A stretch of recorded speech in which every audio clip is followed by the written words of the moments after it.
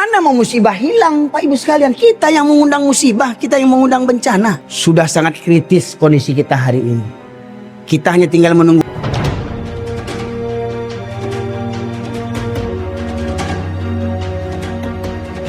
Dan yang dirahmati Allah sajalah yang mampu datang ke masjid, terutama di waktu subuh.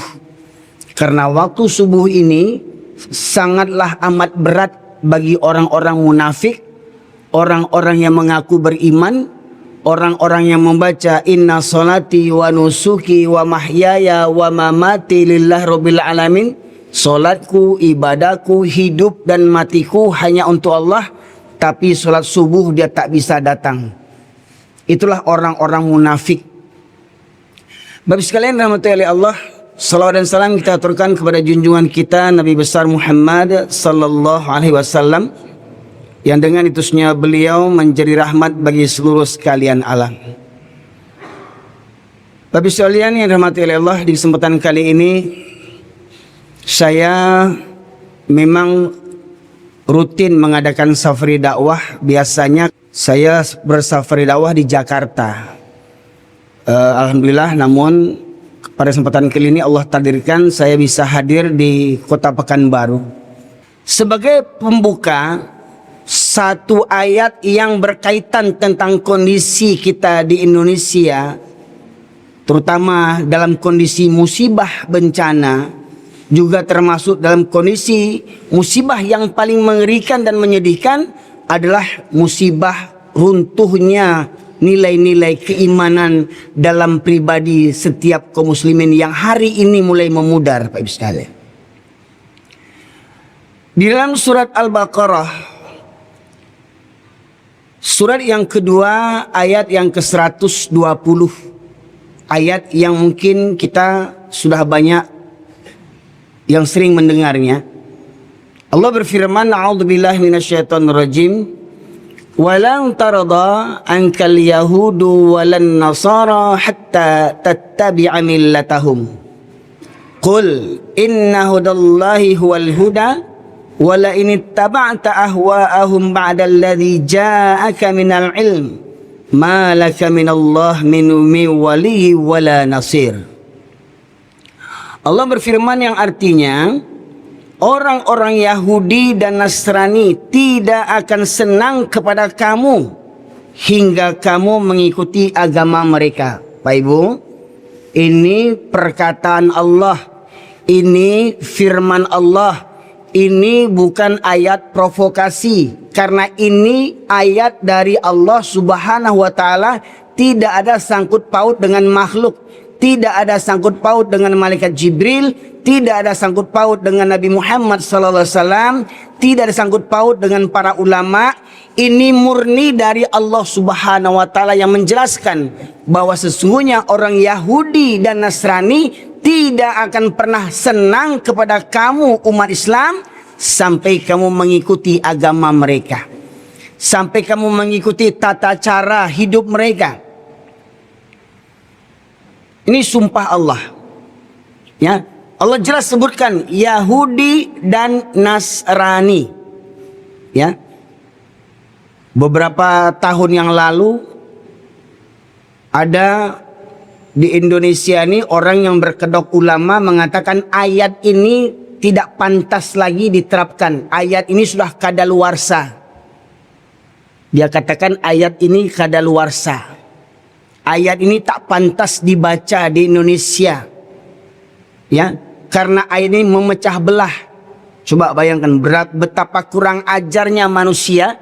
Ayat dari Allah dia tuduh Allah memecah belah, ya. Dia nilai ayat Allah ini kadaluarsa, tidak pantas diterapkan di negeri kita ini, ya. Nah, ini masyarakat muslimin, dan ternyata banyak pengikutnya sampai hari ini, ya. Baik sekalian. Kemudian dalam ayat berikutnya Allah menegaskan, katakanlah sesungguhnya petunjuk Allah itulah petunjuk yang benar, yaitu Al-Quran. Al-Quran kitab yang sempurna, yang menceritakan tentang gugusan bintang di langit dan juga apa yang ada di bumi.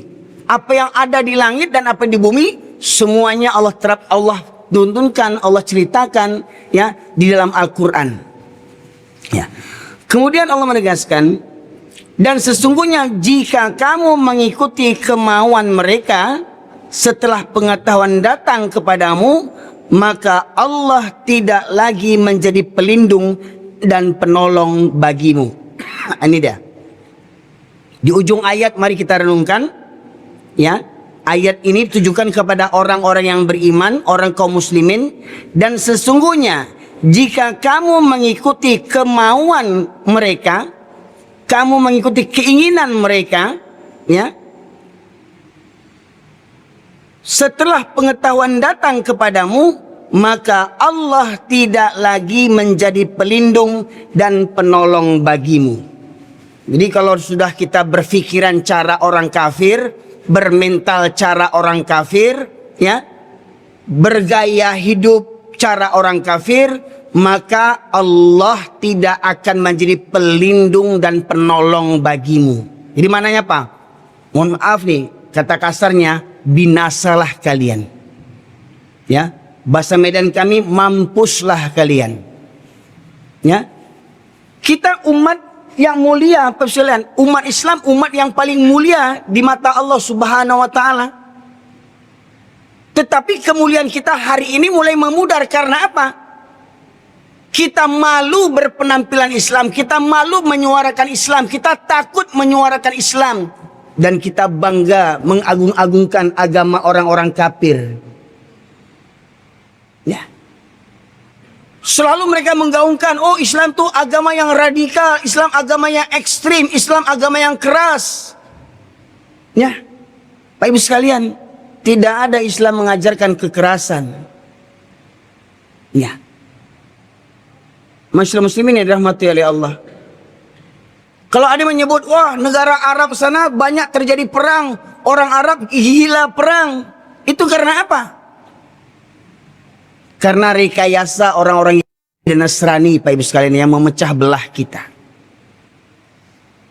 Pak Ibu yang dirahmati oleh Allah, dari ayat inilah kita bisa mengambil pelajaran. Kalaulah kita orang Islam yang mulia dengan Al-Quran, kemudian kita mengabaikan Al-Quran, maka di saat itu Allah tidak lagi menjadi pelindung dan penolong bagi kita. Mohon maaf Pak Ibu sekalian, Bapak pengurus bisa minta tolong saya pilih salah seorang untuk membacakan terjemahan Al-Quran. Ada enggak yang bisa ditunjuk dari jamaah kita ini? Ada Quran terjemahan enggak Pak? Karena ceramah kita ini direkam Pak Ibu sekalian. Kalau perkataan manusia bisa ada deliknya, tetapi kalau firman Allah tidak ada yang bisa membantahnya Pak Ibu sekalian. Ya, saya memang kalau bisa dalam kajian-kajian begini nih, ya ada yang membacakan Quran terjemahan, karena orang banyak yang salah sangka. Orang yang mengatakan saya ini keras, ya, saya suka menyindir menyinggung orang, ya. Karena mereka melihat saya yang berbicara, padahal mereka tidak mengetahui atau mungkin pura-pura lupa. Saya berbicara itu bersumberkan Al-Quran, Pak Ibu sekalian. Ya. Mana Lutfi tadi? Ya. Coba panggil Lutfi, Dek. Lutfi panggil, Dek. Atau ada pemuda yang bersedia mendampingi saya? Baik sekalian rahmati oleh Allah. Dalam ayat Al-Baqarah 120 tadi sebutkan, dan jika kalian mengikuti keinginan mereka, maka ketahuilah bahwa sesungguhnya Allah tidak lagi menjadi pelindung terhadap kalian. Ya. Tolong baca terjemahan. Ya. Buka surat Al-Maidah ayat 5. Jadi itu. Nanti kalau udah ketemu berdiri baca. Bapak Ibu sekalian rahmati oleh Allah. Semestinya kita mengatur hidup kita, mengatur negara, mengatur dunia dengan konsep Al-Quran. Yakin enggak Bapak Ibu sekalian, Al-Quran adalah sumber segala hukum? Yakin enggak? Yakin enggak Al-Quran sumber keadilan? Yakin tak Al-Quran sumber kebenaran? Yakin? Sesuai? Pertanyaannya, kenapa hukum-hukum Al-Quran tidak diterapkan dalam kehidupan kita sehari-hari? Contoh, mohon maaf ini, ya, orang yang mencuri dipotong tangan, pernah dengar enggak? Pernah dengar enggak? Dari mana itu dengarnya? Dari Al-Quran. Pernah dengar enggak orang yang berzina dirajam, dicambuk 100 kali? Pernah dengar enggak? Dari mana dengarnya? Dari Al-Quran. Pertanyaannya, kenapa itu tidak diamalkan? Apa alasan kita? Kita yang mayoritas umat Islam terbesar di dunia, ya, tetapi tidak menerapkan syariat Islam. Silakan kalian yang tamatan luar negeri sekolahnya, panjang berjejer, titel sarjananya, tolong jelaskan kenapa hukum Allah tidak diterapkan di bumi Indonesia ini. Padahal hukum Allah ini harus diterapkan di langit maupun di bumi. Tidak sebatas Indonesia, Bapak sekalian. Ya, sudah ketemu? Al-Maidah ayat 49. Ya.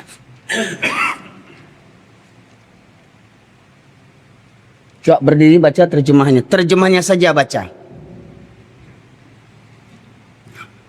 Ulang mic-nya. Terjemahan surat Al-Maidah.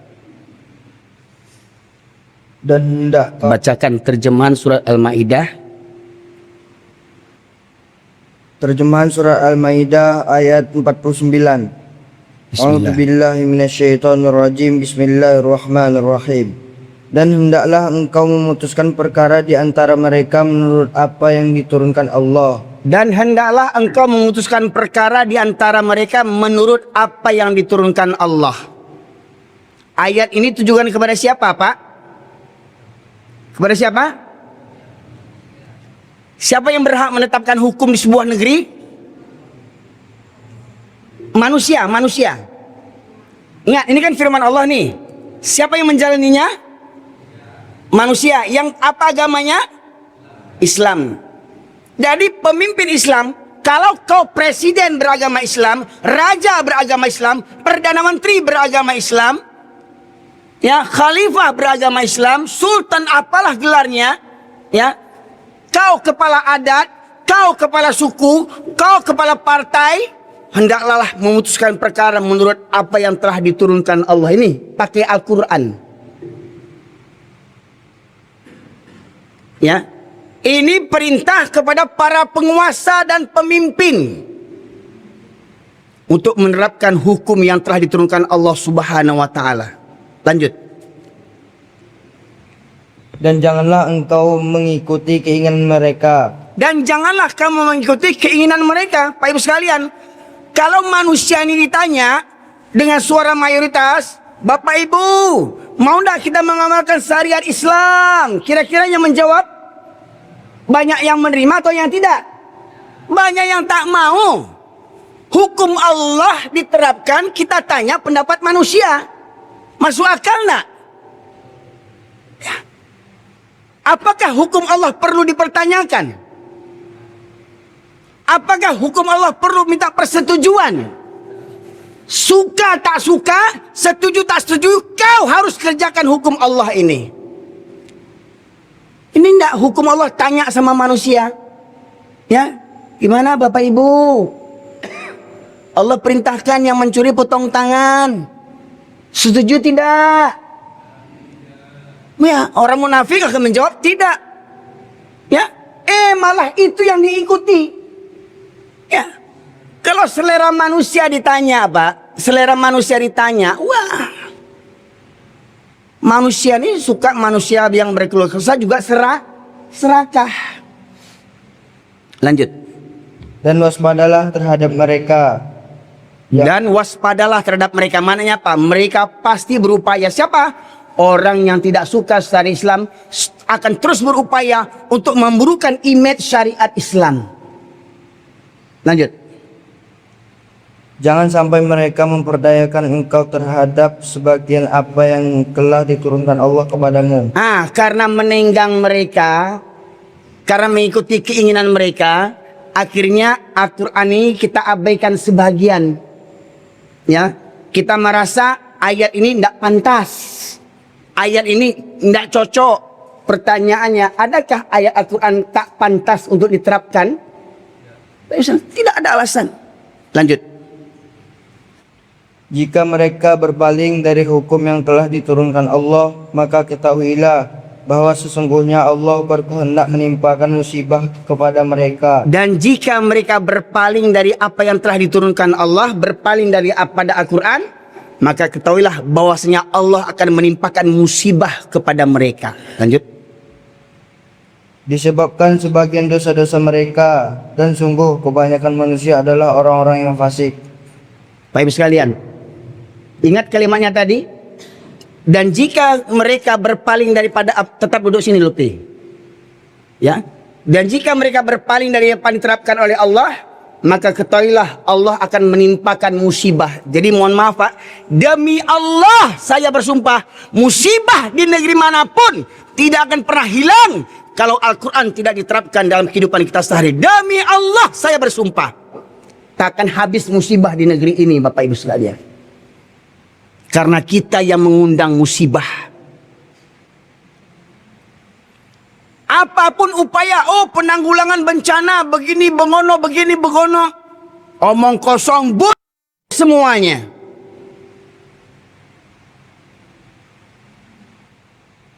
Karena apa? Karena kita tidak menggunakan akal yang disesuaikan dengan iman. Kata pepatah Pak, keledai yang pandir saja, keledai itu gambaran binatang yang pandir. Keledai saja tidak mau masuk lubang yang sama untuk kedua kalinya. Keledai itu. Ini manusia berkali-kali dapat musibah, berkali-kali dapat bencana, tidak berpikir juga lagi otak dungunya. Sok pintar. Allah kasih jalan, ini caranya, ikuti Al-Quran. Tapi kau buat jalan yang lain, sok hebat.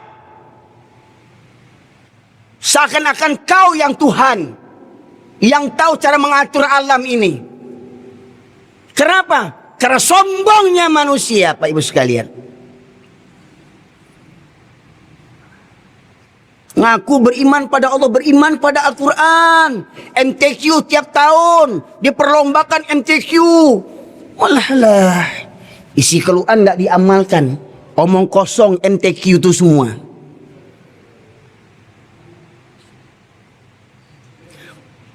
Makanya saya minta dibacakan terjemahan Quran. Ingat, sumber perkataan saya ini bukan dari nafsu saya, dari Al-Quran saya uraikan.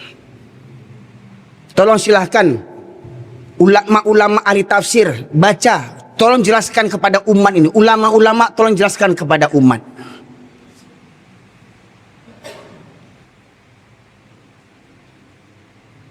Pantaskah negeri yang mayoritas berpenduduk muslim menerapkan hukum Islam? Pantas tidak? Pantas tidak? Terus pertanyaannya, kenapa tidak diamalkan? Karena kita ini berbagai agama.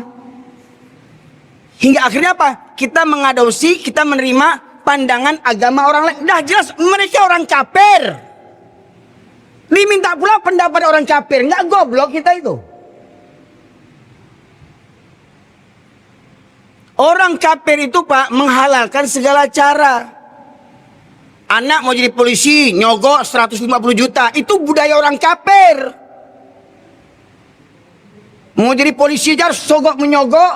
Kan goblok itu namanya. Oh Ustaz, ini fitnah nih Ustaz. Alah, mau kosong. Dah tahu semua orang itu mah. Ya. Baik sekalian.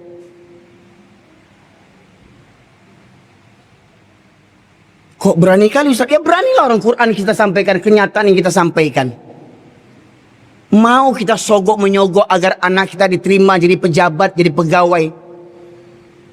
Termasuk anggota dewan pada dasarnya sogok menyogok jadi anggota dewan. Harus punya modal sekian miliar, 10 miliar, triliunan. Menyogok itu anggota dewan. Makanya banyak anggota dewan yang rusak hari ini otaknya Pak Ibu sekalian. Dan kita juga mau disogok. Pandir lebih bodoh daripada keledai lagi. Setiap 5 tahun diperbodoh sama anggota caleg-caleg itu, mau juga lagi. Rasakan sekarang.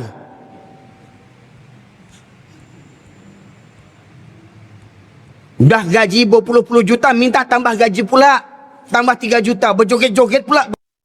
Itu. Kita yang milih, kita yang goblok yang mau dengan cara itu, Bapak Ibu sekalian. Mohon maaf Pak, dah numpuk di dada ni, dah numpuk Pak. Dah kebangetan kita ini sama Allahnya. Ya. Nah. Lanjut, Lutfi. Surat Al-Baqarah 278-279. Jadi Pak Ibu sekalian, bencana di negeri kita atau di belahan bumi manapun tidak akan sirna. Ya.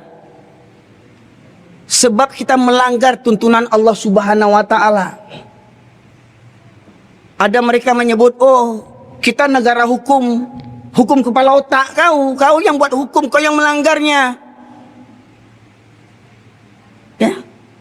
Hukum kau gunakan untuk apa? Kepentingan kelompokmu. Hukum kau lakukan untuk apa? Untuk melegalkan kezolimanmu. Ini yang terjadi hari ini Pak Ibu sekalian. Ya. Mereka buat aturan, mereka buat undang-undang untuk apa? Untuk melegalkan kezoliman mereka. Ketemu? 278-279. Ya, berdiri. Terjemahan surah Al-Baqarah 278-279.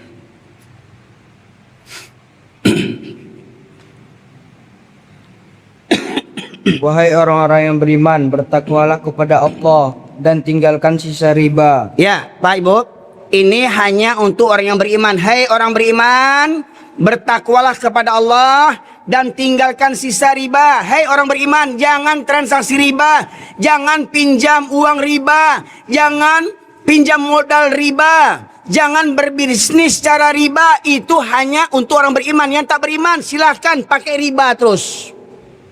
Apalagi sekarang mau minjam utang, minjam duit di sini enak kali.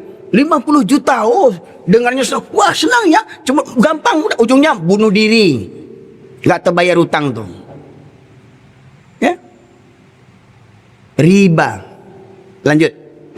Jika kamu orang beriman, jika kamu tidak melaksanakannya, maka umumkanlah perang dari Allah dan Rasul-Nya. Jika kamu tidak melaksanakan meninggalkan riba, maka ketahuilah Allah dan Rasul akan memerangimu. Baik. Pertanyaannya Pak, berapa hutang riba negeri ini? Pak, berapa hutang riba negeri ini? Apa gunanya punya mobil? Apa gunanya punya rumah megah? Apa gunanya bangun ini, bangun itu? Ujung-ujungnya utang riba. Maka ketahuilah Allah dan Rasul yang akan memeranginya. Siapa yang mau melawan? Melawan Belanda, kita bisa menang enggak? Melawan Jepang, kita bisa menang enggak? Melawan Amerika, bisa menang enggak? Walau ada nggak yakin ya kan? Amerika tuh kuat. Melawan Cina bisa menang enggak? Melawan kekuatan manusia bisa menang enggak? Berkemungkinan bisa. Tetapi melawan Allah, ada harapan menang? Jangan mimpi. Tak akan pernah kita bisa melawan Allah Subhanahu. Tapi ingat, dengan praktek riba, kita mengundang Allah dan Rasul untuk memerangi kita. Jadi mohon maaf para pejabat, mohon maaf para pemimpin, para penguasa.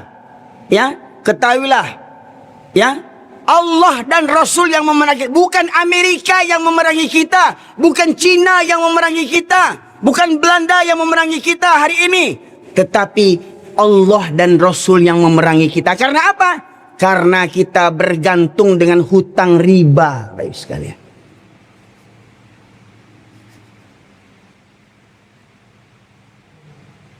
Ya.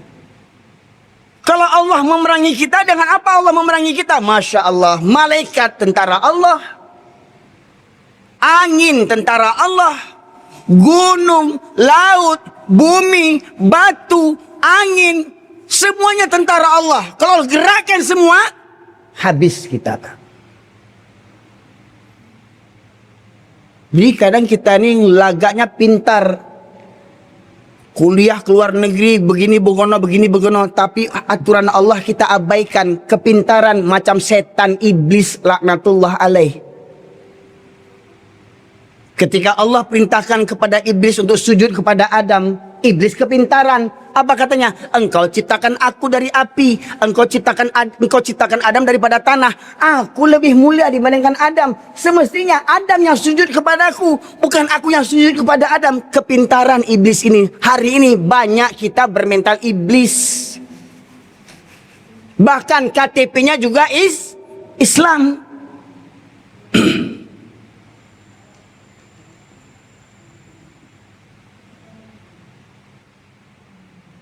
Para jamaah sekalian dirahmati oleh Allah.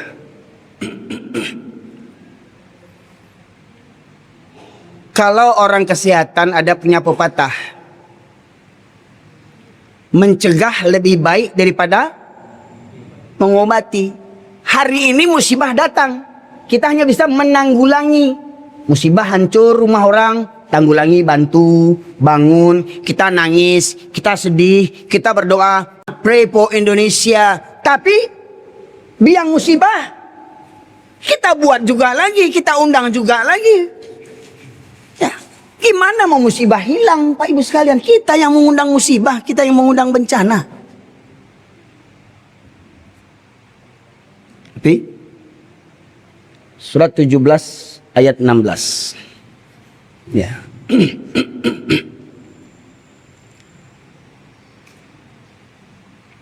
Jadi mohon maaf masyarakat muslimin, para ulama yang mungkin menonton. Saya memang bukan ulama, saya cuman dai, pembicara saja. Ngomong saya bisa. Tapi tolong para ulama, tolong jelaskan, wahai para ulama, jelaskan kepada umat dengan sejelas-jelasnya. Jangan kalian sembunyikan kebenaran. Ya. Sampaikan kepada umat hari ini. Kondisi kita hari ini, Pak, sudah di ujung tanduk kita. Oh, ramalan cuaca karena ada di Indonesia ini, khususnya Sumatera, ada angin monsun. Oh, di Pulau Sumatera ini berada dalam patahan bumi. Oh, nanti besok ada gempa, besok ada tsunami. Omong kosong, tidak perlu kita takut. Karena apa? Semua tidak akan terjadi kecuali Allah tidak berkehendak. Semua atas kehendak Allah. Tidak perlu takut. Ujung-ujungnya juga paling mati. Bapak Ibu ingin ketemu sama Allah enggak? Ingin ketemu sama Allah enggak? Ingin ketemu sama Rasulullah enggak? Ingin punya rumah di surga enggak? Mati dulu. Mati dulu kita. Jadi nggak perlu takut kita mati. Pasti itu, pasti kita mati. Pertanyaannya, apa yang kita bawa bekal menuju kematian menghadap Allah? Itu yang harus kita persiapkan hari ini. Ketemu? Tapi baca. Berdiri.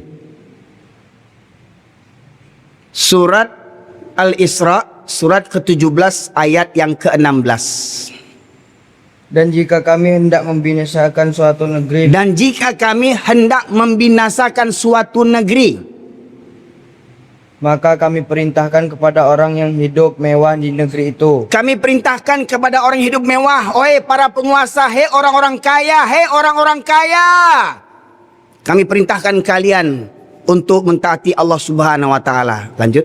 Tetapi bila mereka melakukan kedurhakaan di dalam negeri itu, maka sepantasnya berakulah terhadapnya perkataan hukuman kami. Kemudian kami binasakan sama sekali negeri itu. Ya. Baik sekalian. Jadi kalau Allah ingin menghancurkan sebuah negeri, enggak langsung Allah hancurkan. Allah ingatkan kepada orang-orang kaya, hei orang-orang kaya yang berharta, orang-orang hidup mewah. Mobil ada 5. Satu mobil harganya 5 miliar, 3 miliar. Rumah ada kolam. Ya pamer. Rumahnya bertingkat. Macam anggota dewan kemarin itu yang kena jarah rumahnya. Kolam renang sekian. Oh, rumah sekian. Pakai lift, segala macamnya. Mewah, durhaka. Serakah. kaya dengan penderitaan orang lain hingga akhirnya apa? Kezalimannya mengorbankan orang-orang yang tak berdosa. Ya. Mereka durhaka kepada Allah. Ya. Biasanya kedurhakaan orang-orang hidup mewah apa? Sombong. Zalim. Coba apa? Sudah jelas dia orang yang salah, di pihak yang salah. Tapi karena dia punya duit, tolong bantu saya, bela saya. Banyak orang yang bela orang zalim ini, betul enggak? Sudah jelas dia salah. Karena dia punya duit, orang dibayarnya untuk membelanya. Berduyun-duyun orang membela orang zalim ini. Betul tidak? Yang benar jadi salah, yang salah jadi benar. Kenapa? Orang Bedin mengatakan, hepeng na mengatur nagaraon. Nah dong hepeng, gepeng. Ya, mahabis sudah. Apa bisa lihat? Demi harta, tahta, pangkat dan jabatan, ya hilang kemuliaan sekalian. Jadi para jamaah sekalian dirahmati oleh Allah, Allah tidak akan menjadi pelindung bagi kaum muslimin dan muslimat ketika kita mengikuti keinginan orang-orang kafir yang tidak mau berhukum dengan Al-Quran. Orang kafir itu tidak mesti kita tuh harus pindah agama, enggak. Tapi kalau kita masih KTP kita Islam, tapi perangai seperti orang kafir, itu orang mereka tuh lebih senang lagi. Karena apa? Punya jenggot, pakai songkok haji, ya, pakai sorban, cium-ciuman sama paus. Kan pernah nampak manusia yang kayak begitu? Pernah nampak, Pak? Nah, coba lihat nih, baca Al-A'raf 176. Manusia yang begitu tuh kata Allah seperti apa manusia yang begitu tuh? Ya. Ya. Dia kedoknya kedok ulama. Mesra-mesraan sama orang yang mengatakan Yesus itu anak Tuhan. Kan goblok. Ya. Murka Allah mendengar mereka mengatakan, ya, Allah punya anak. Kita malah merayakan kelahiran anak Tuhan. Ya. Anda coba bayangkan. Ketemu Al-A'raf 176. Baca terjemahannya.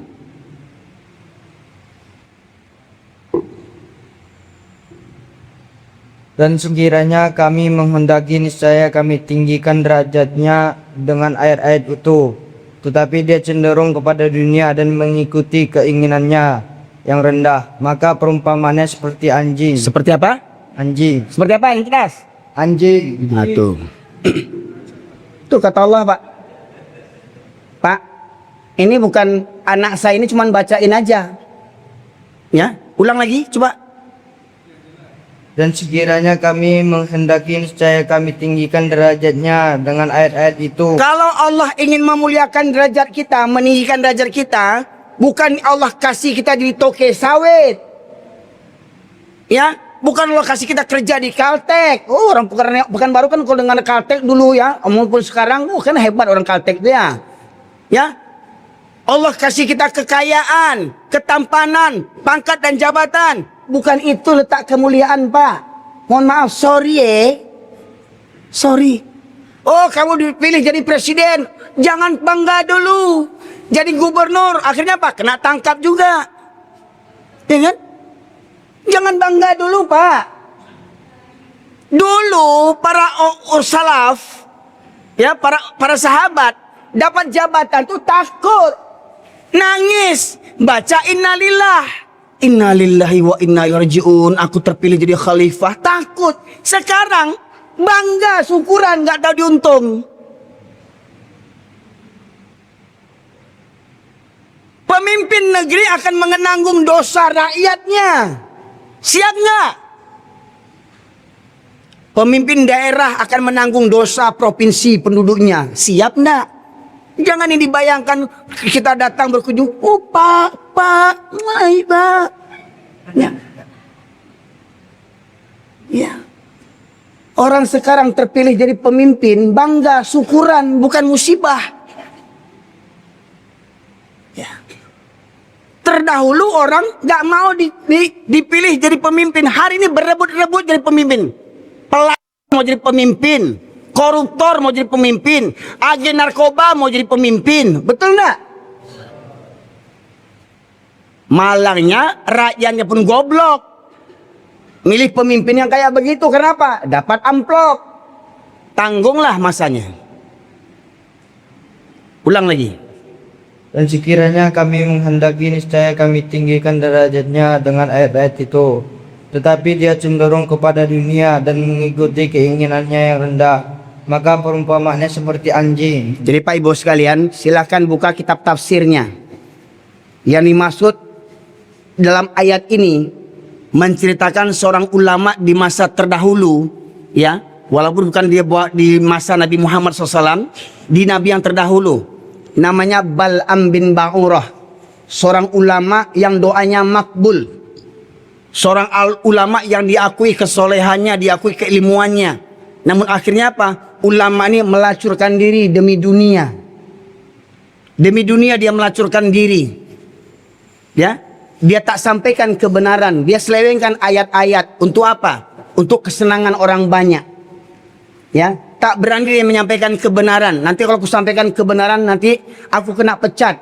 Kalau aku kena pecat, nanti rumah dinas ditarik, mobil dinas ditarik, istri dinas ditarik. Ya, istri pun ada dinasnya, Pak. Istri dinas. Akhirnya apa? Tidak berani bicara. Demi kepentingan dunia, cenderung kepada dunia dan mengikuti keinginan hawa nafsunya adalah, maka perumpamanya seperti anjing. Jadi kalau ada ulama berkedok ulama tapi menginjak-injak aturan Allah dan Rasulnya, itu namanya ulama anjing namanya. Pak, ulama yang mengajak Natalan bersama itu ulama anjing namanya. Batu Ustaz kasabana kaji Ustaz punya biji nama. Itu dari Quran, Pak. Wah, saya berani nyampaikan dari Al-Quran. Pak. Jadi hari ini banyak ulama-ulama bermental anjing. Suku menjilek lidahnya, menjulur-julur lidahnya. Ya. Jinak kalau dikasih tulang, lah melunak aja, hilang garangnya. Ulamanya bermental anjing, ya, umatnya bagaimana? Coba. Nah, ya, surat yang sama, ayat 179. Sudah masuk tanda-tanda, ya. Sebentar lagi, Pak. 5 menit lagi, Pak, ya. Insyaallah. Al-A'raf 179.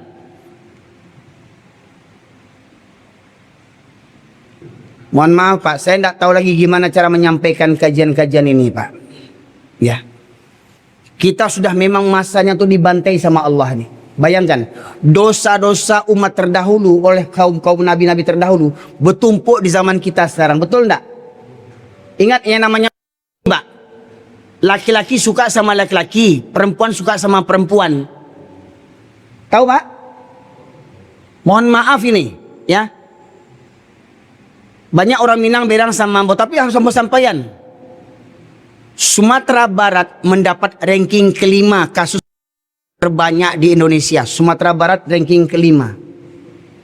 Dan untuk Pulau Sumatera, Sumatera Barat ranking 1.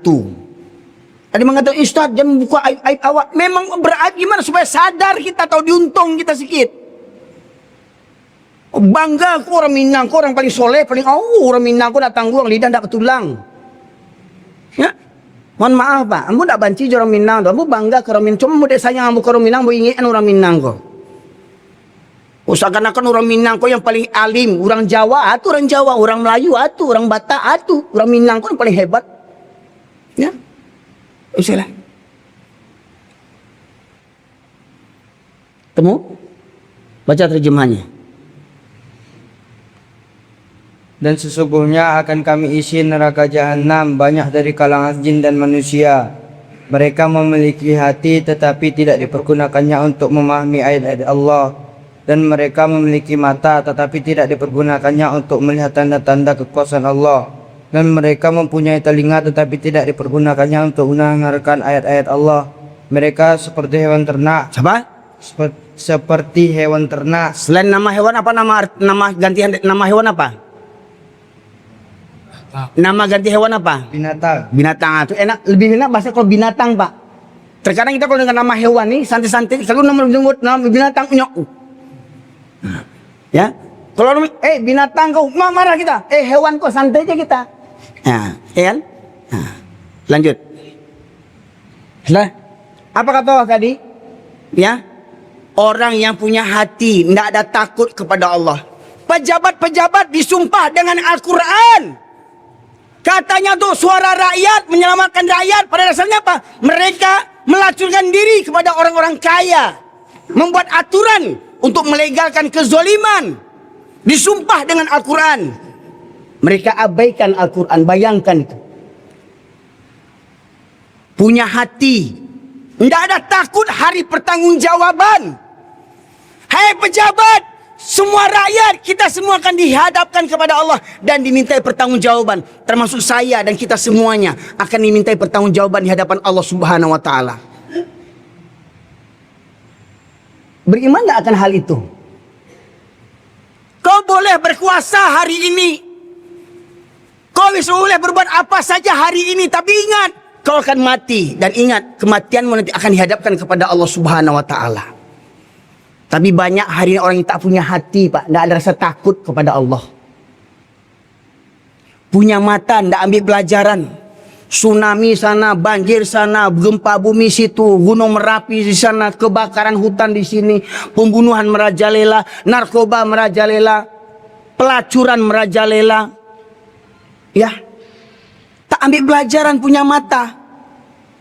Mereka punya telinga, tak mendengarkan nasihat.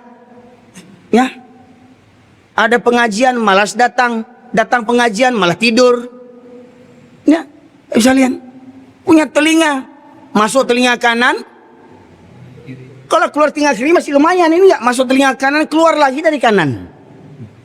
Ya, orang yang begini, contohnya apa? Rumah dekat dengan masjid, bertetangga dengan masjid, dengar suara azan 5 waktu, enggak juga berangkat ke masjid. Binatang kau. Itu kata kasarnya, Pak. Ini, Pak. Mereka seperti binatang ternak. Bahkan lebih sesat daripada binatang lagi. Rumah dekat masjid, berat melangkah ke masjid. Ke kantor sanggup. Ke kantor sanggup. Bayi berwisata sanggup. Ya, ke masjid tak sanggup. Kata Allah, binatang kalian. Bahkan lebih sesat, lebih hina pada binatang lagi. Begitu pula Pak hari ini subuh berjamaah ini, ingat. Saya kagum tadi melihat ada catatan di situ ya tentang keutamaan sholat berjamaah. Sudah dipaparkan begitu. Pertanyaannya, berapa banyak jamaah yang memahami tentang peringatan-peringatan tentang keutamaan sholat berjamaah? Ya, seperti mana kata pengurus tadi dari hadis Rasulullah, Raka'ataini minal fajri khairu minad dunya wa ma fiha. 2 rakaat salat sunnah fajar lebih baik daripada dunia dan isinya. Berapa gaji anggota dewan? Berapa gaji presiden? Berapa gaji gubernur? Berapa harta orang yang punya orang kebun sawit? Berapa harta pimpinan Kaltek? Berapa harta dirut dan direksi Pertamina dan segala macamnya? Semuanya tak ada apa-apanya dibandingkan salat sunnah 2 rakaat di waktu fajar. Lebih baik daripada dunia dan isinya. Yakin tak Pak Ibu sekalian? Cuman sayangnya yang yakin itu hanya para orang-orang tua yang pensiun kayak begini ini. Mana pemuda di komplek ini, Pak? Mana pemuda di komplek ini? Ibu sekalian. Bapak Ibu punya anak tak di rumah? Punya anak lajang tak di rumah? Punya menantu laki-laki tak di rumah? Mau ketemu Rasulullah tak? Mau enggak kalau seandainya boleh berandai-andai Rasulullah hidup di zaman kita hari ini? Mau enggak ketemu Rasulullah? Kalaulah hidup Rasulullah di zaman kita hari ini, nampak ada laki-laki di rumah tuh, apa kata Rasulullah? Aku bakar rumah mereka. Jadi kalau ada di rumah kita hari ini ada laki-laki di rumah, umurnya sudah balik 15 tahun ke atas, masih di rumah, tidur di rumah, sholat di rumah, layak dimusnahkan rumah itu Pak Ibu sekalian. Kira-kira selamat enggak rumah kita yang bertetangga dengan masjid ini? Pak Ibu sekalian, sudah sangat kritis kondisi kita hari ini. Kita hanya tinggal menunggu ajal saja lagi. Jadi kalau perilaku mengabaikan hukum Al-Quran, perbuatan riba, orang-orang kaya yang sombong, ya, maka musibah itu tinggal menunggu waktu lagi. Tinggal kita menunggu jadwal, seperti mana kita menunggu ajal, Pak. Pertanyaannya, maukah kita menunggu ajal tanpa kita berupaya? Apa kata orang? Ajal, maut, jodoh, rezeki sudah ditentukan sama Allah. Betul Pak? Yakin Pak? Terus ngapain Bapak kerja lagi? Ya? Cukup berdoa saja kan? Ya Allah, aku lapar ya Allah. Mau ketupek guli tunjang ya Allah. Datang ketupek guli tunjang. Hah? Supaya datang gimana Pak? Kerja, usaha. Begitu pula hidayah tidak akan datang sendiri. Hidayah tuh harus kita jemput, harus kita cari. Begitu pula musibah akan segera datang. Pertanyaannya, maukah kita ditimpa musibah? Tidak. Apakah upaya kita? Tinggalkan apa yang dimurkai oleh Allah Subhanahu wa taala. Kembali kepada Al-Qur'an. Tinggalkan riba. Hei orang kaya, jangan kau memperkaya diri, menyombongkan diri, sementara di antara hartamu banyak hak-haknya orang lain. Hei orang kaya, dalam hartamu banyak hak-hak orang lain. Ingat, hartamu adalah titipan Allah Subhanahu wa taala. Ketika kita mendengar musibah, apa kita baca? Inna lillahi wa inna ilaihi raji'un. Kami ini milik Allah dan akan kembali kepada Allah. Kita aja milik Allah, apalagi mobil kita, apalagi harta kita. Maka daripada itu, tolong siapkan harta terbaik Bapak Ibu sekalian untuk kita sumbangkan buat saudara kita yang tertimpa musibah bencana. Bagaimana Pak caranya Pak? Pakai kotak infak atau gimana? Apa bakul? Ya, siapkan infak terbaik. Ya, Bapak Ibu sekalian. Ini bukti iman kita kepada Allah Subhanahu wa taala. Di antara Bapak Ibu yang hari ini bawa uang, nah, coba di antara uang itu ada uang 1.000, 2.000, ya, 5.000, 10.000, 20.000, 50.000, 100.000. Infak terbaik berapa yang mau Bapak Ibu sumbangkan?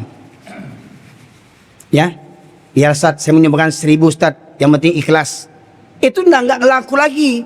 Biar banyak asal ikhlas, ya. Nah, coba periksa kantong yang masih ada kantongnya, betul-betul persiapan. Lihat, boleh buka semua duitnya. Berapa yang terbesar uang di situ? Infakkan yang terbanyak. Jangan cari yang terkecil, ya, Bapak Ibu sekalian. Ya, nah, ingat, dari harta-harta kita itu ada hak-haknya orang lain. Hari ini mereka yang tertimpa musibah, Pak, yang tertimpa musibah itu orang miskin aja, Pak. Hah? Lihat di Kota Padang, perumahan orang mewah, Lumin Park, Lubuk Minturun Park, rumahnya megah, mewah, bertingkat, mobilnya 2-3. Sekarang jadi sampah sekarang. Betul enggak? Mereka sekarang mengemis minta bantuan. Bukan menghina, memangnya begitu. Habis semua harta, Pak. Ya, itu masih mending, masih tegak rumah situ walaupun hancur rumahnya. Ini ada rumahnya, dah berjalan rumahnya, nggak tahu mana lagi tanahnya lagi. Betul enggak? Hari ini semuanya hina di mata Allah Subhanahu wa taala. Ya. Nah, hari ini giliran mereka. Kita tidak tahu besok apakah masih bisa kita menikmati hidup dengan keadaan husnul khotimah. Maka di antara cara untuk husnul khotimah, Pak, maka senantiasa menjaga sholat 5 waktu dengan berjamaah, dijamin Allah mati dalam keadaan husnul khotimah. Semoga kita yang hadir semua ini, ya, senantiasa dilimpahi berkah dan rahmat oleh Allah Subhanahu wa taala hingga kita bisa istiqomah sampai akhir hayat kita. Dan jangan lupa kita mengajak kepada orang yang lain, terutama keluarga terdekat kita, untuk sama-sama memakmurkan dan meramaikan masjid Allah Subhanahu wa taala supaya negeri kita ini terbebas daripada musibah dan bencana.